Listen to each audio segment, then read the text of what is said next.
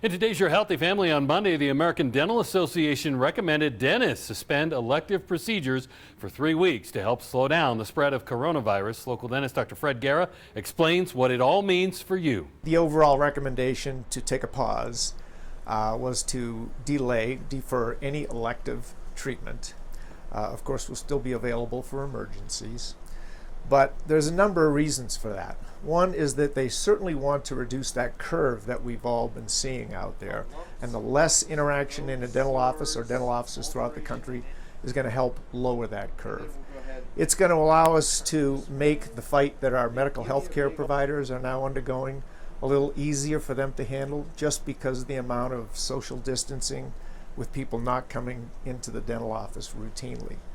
It may even get to the point where it's conserving critical personal protective equipment, masks, gowns, etc., should those be needed in the near future.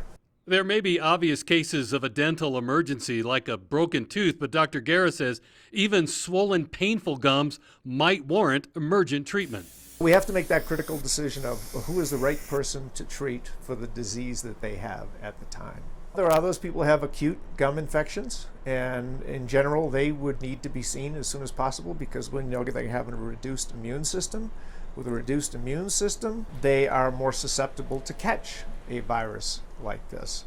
So it's almost on a case-by-case basis of the level of disease that our patients have. Do they warrant getting them in under the emergency umbrella, or do we feel like the scope of their disease, we can delay their treatment out that 3 weeks? Dr. Guerra says dentists across the country not seeing many of their usual patients for a few weeks will be worth it. That the precautions that we're taking right now certainly seem prudent. We want to do the best that we can to protect what we consider our extremely vulnerable population, our elderly, is that who it seems to be attacking the most.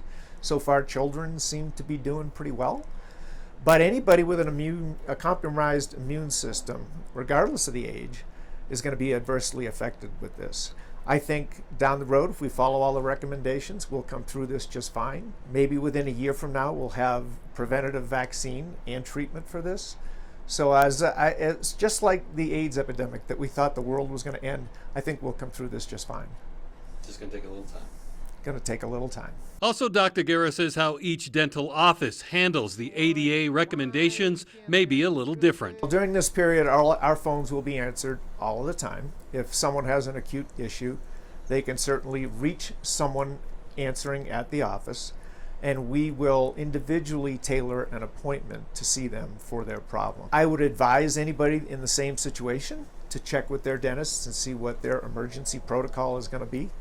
If for whatever reason they are not able to reach them or not able to get out of pain, feel free to give us a holler. We'll be glad to help. For Your Healthy Family, I'm Ira Cronin.